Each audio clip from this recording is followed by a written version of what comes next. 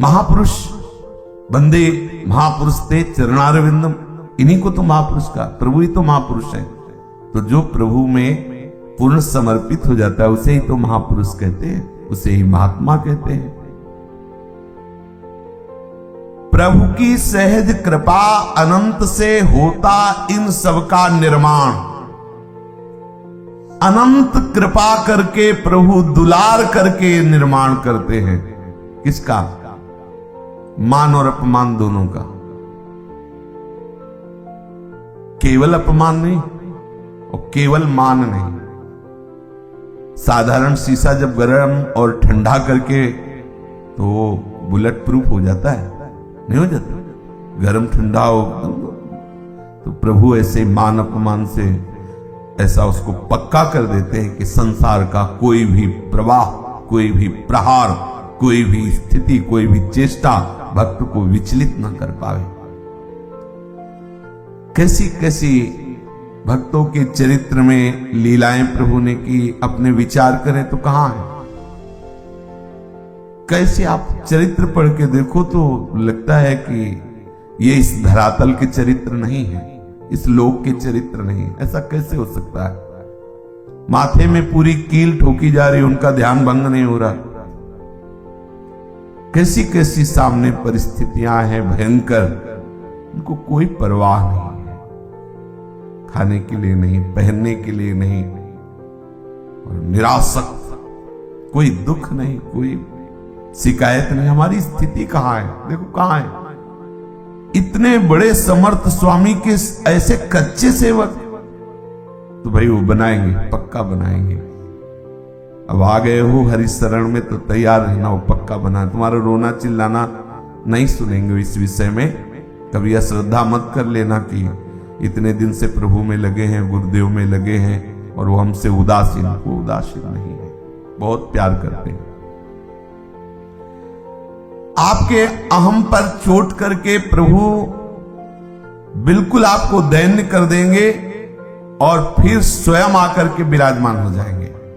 भाई जी महाराज कह रहे अब क्या, जब अहम का परिवर्तन हुआ तो अनुभव हो रहा है अहम का पूर्ण लय प्रभु के द्वारा होता है। बड़ी रसमयी बात है ये। अहम किसी साधन से नहीं नष्ट होता, विश्वास कर लीजिए।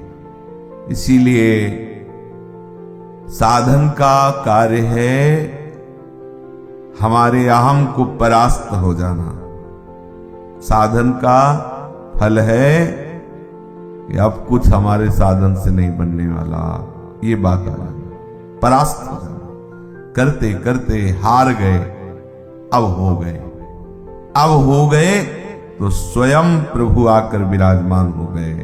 अनुभव उपासक को होगा जब अहम का लय हो जाए तो देखेगा कि स्वयं प्रभु जीवन की बागडोर पकड़े हुए बैठे, सारी चेष्टाएं स्वयं हो रही।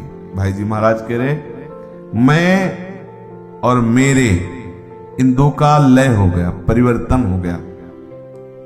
मेरे का तात्पर्य होता ममता और मैं का तात्पर्य होता अहमता।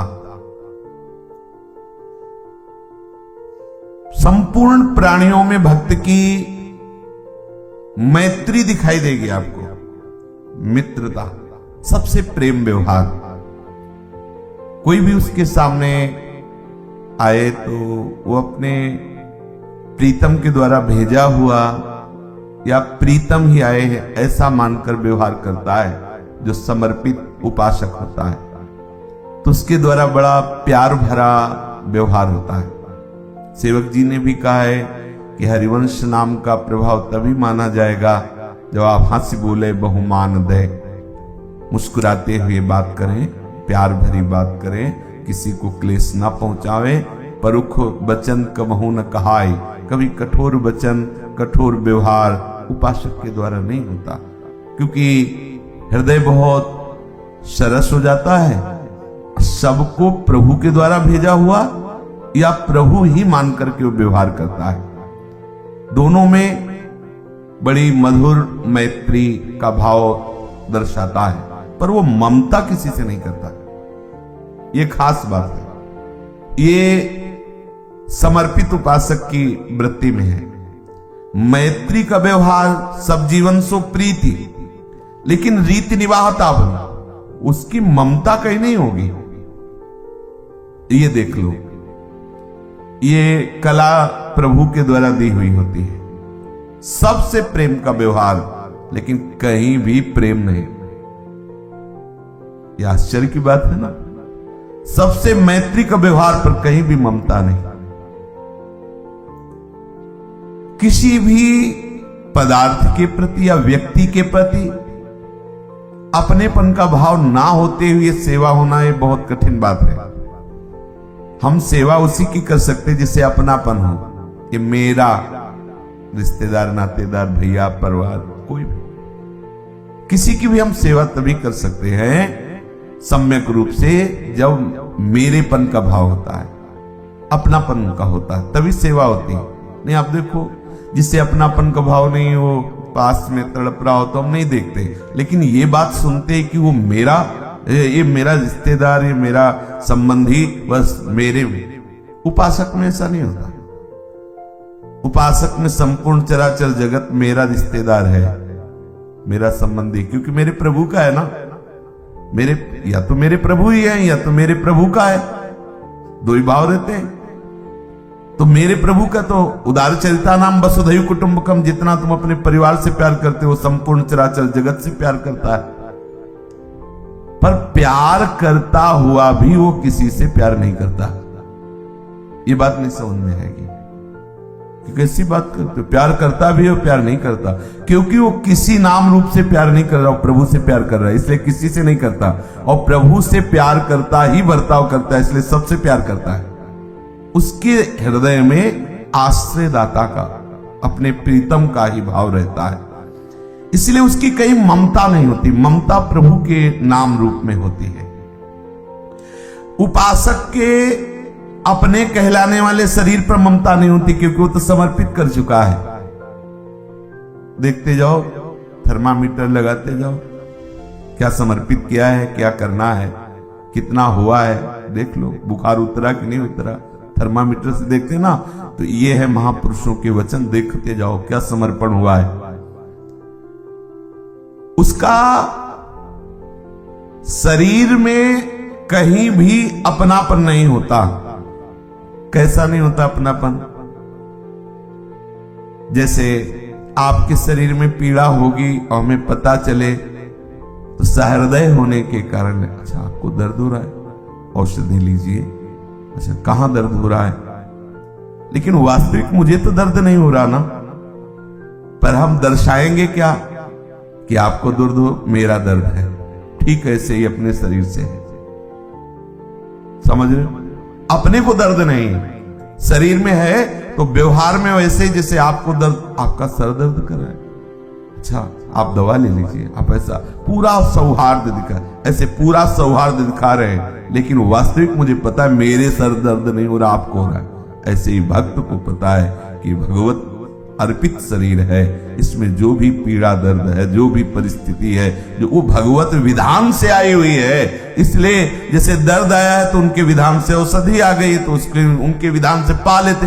पर वो इस बात से दुखी नहीं है कि हमारा सर दर्द क्यों कर रहा है, हमारा नहीं दर्द कर रहा, प्रभु को अर्पित। ये बड़ा सूक्ष्म विषय है। अपने शरीर में बिल्कुल ममता नहीं होती, ममता नहीं। जब ममता नहीं होती तो हम कपड़ा क्यों पहने? तो ये भी तो राग है कि क्यों पहने, नहीं पहनेंगे। आपका इसलिए नहीं पहनोगे ना। बहुत ही सूक्ष्म विषय समझना है। हम दवा नहीं खाते, हम नहीं दवा खाएंगे, हम दवा नहीं खाएंगे। शब्द क्या बता रहा है? जब प्रभु को नहीं खवानी होगी तो चाहोगे भी तो नहीं आएगी दवा। आई है तो प्रभु का शरीर है, उन्होंने भेजा है, पा लीजिए चुपचाप।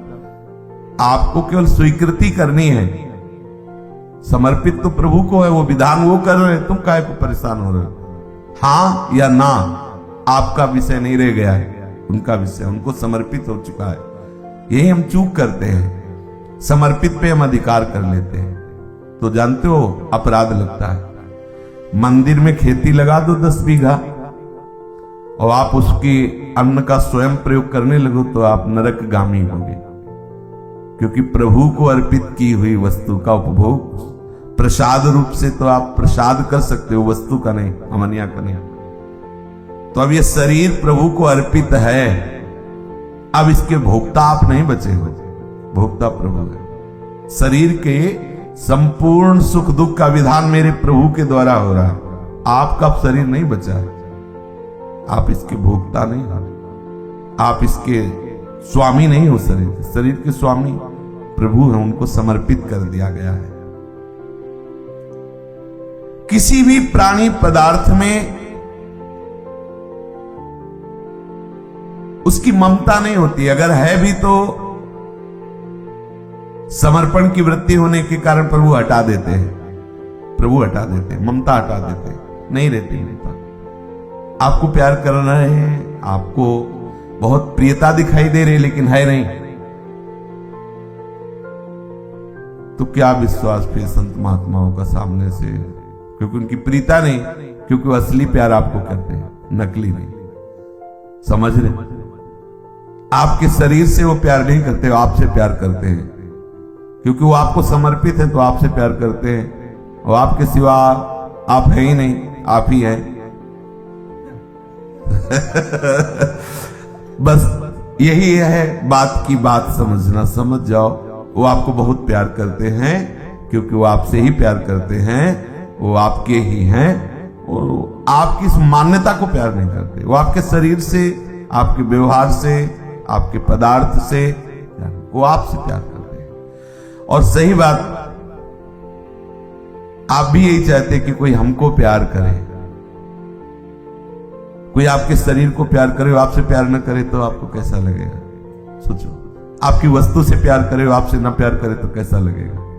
बिल्कुल अलग करके बात कर रहे हैं, आप बताओ कैसा लगेगा? आपको यही लगेगा बड़ा स्वार्थी है, काम निकला तो मीठी मीठी बातें करता है, और परिणाम में ये बिल्कुल हमें प्यार नहीं करता, अपने स्वार्थ के लिए प्यार करता है। वस्तु, शरीर, किसी भी चेष्टा में इसकी स्वार्थ की पूर्ति, तो प्यार का नाटक कर रहा, प्यार नहीं। लेकिन जो भगवत प्रेमी जन होते हैं वो सिर्फ आपसे प्यार करते हैं, आपके स्वार्थ से नहीं। इसीलिए वो आपको लगेगा कि आपसे प्यार नहीं करते, वो आपसे प्यार करते हैं। और यही सबकी मांग होती, कोई हमसे प्यार करे। प्रभु आपसे प्यार करते हैं, गुरु जी आपसे प्यार करते हैं, आपके व्यवहार से नहीं, आपके स्वार्थ से नहीं, आपकी मान्यता से नहीं प्यार करते हो। भाई ये समझना थोड़ा कठिन होता है। हमें लगता है हमारी मान्यता से कोई हमें प्यार करे तो हमें प्यार करता है। ये हमारी चूक, हमारी बहुत थोड़ी मान्यता है। शरीर की अनुकूलता प्रतिकूलता, शरीर का मान अपमान, हमारी मान्यता ही हम अपने को समझते हैं कि ये प्यार है। गलत है। अपने शरीर, मन, बुद्धि और इंद्रियों में जो ममता हो गई है वो हटनी चाहिए। तो हटाने का काम हमारे प्रीतम करेंगे, हटा देंगे। रोना मत, सहयोग करोगे तो जल्दी कांटा निकल जाएगा, नहीं जबरदस्ती पैर बांध के कांटा निकाला जाएगा, कांटा रहेगा नहीं। तो कैसे बांधा जाता है पैर? यहां हिल नहीं सकते आप। जैसे अब कहां जाएं बताओ, कहां जाएं? कोई रास्ता ही नहीं बचा। शरीर रोगी, मन रोगी, वृंदावन के बिना जी नहीं सकते, गुरु जी के बिना जी नहीं सकते, प्रियाजू के बिना जी नहीं सकते। फंसा लिया। अब प्रहार, जहां जहां मेरा मैं सब का बिना। अब भागो, कहां भागो? कहां जाएं? कहां जाएं? कैसे जाएं? नहीं जी सकते। प्रभु मिले ना मिले, पर वृंदावन के बिना नहीं जी सकते। सदगति हो या दुर्गति, अब गुरु जी के बिना नहीं जी सकते। ये बहुत वर्णन करते हैं एकाकी प्रेम, एकाकी प्रेम, लेकिन जैसे लालजू महाराज कहते हैं प्रियाजू से कि हम आपकी बेरुखाई ये सहन नहीं कर सकते, ऐसे ही हम अपने गुरु, अपने इष्ट से इतनी आकांक्षा रखेंगे कि वो मुस्कुरा करके हमारी तरफ देखें और हमें लगे कि वो हमें अपना मानते हैं। बस हम तो चिल्ला चिल्ला के कह रहे हैं आप मेरे, लेकिन हमारी भी तरस है, हमारी भी चाह है कि आप एक बार लौट के हमारी तरफ देखो और कहो कि तुम मेरे हो। अब इसके बिना नहीं जी सकते, चाहे जितना ज्ञान वैराग्य वर्णन करे, इसके बिना नहीं जी सकते। इतनी तो भूख रहेगी, जीवन भर रहेगी कि हम इसमें तत्व ज्ञान काम नहीं करेगा इसमें तत्व काम नहीं करेगा। हमारा तत्व ज्ञान उन्हीं के द्वारा दिया होता है, लेकिन प्रगट में प्यार की जरूरत है। चाहे आप जो भी तत्व बने रहो, लेकिन प्रकट में आपका दुलार, आपके मधुर मुस्कान, आपकी कृपा कटाक्ष चाहिए, चाहे इष्ट हो, चाहे गुरुदेव हो। तो इस एकाकी प्रेम का जो वर्णन किया जाता है, उसमें भी इतना जरूरी है प्रीतम की मंद मुस्कान। क्योंकि हम किसके सहारे जिए? जिसको मोक्ष चाहिए वो तो तृप्ति का अनुभव कर सकता है, लेकिन नहीं चाहिए ना, हमें आपकी मुस्कान चाहिए, आपकी कृपा भी नहीं, दृष्टि चाहिए बस। श्री राधिके मई कदा कृपावलोकन, कभी तो कृपा भर के देखो। लाडली जी जब कभी प्रसन्न होते तो लालजू यही मांगते हैं कि लाडली जी आप कभी दृष्टि उधर मत करना, मतलब हमसे अलग मत करना, बेरुखाई मत करना, ये हमसे सहा नहीं जाता, कभी मान मत करना लाडली जी से।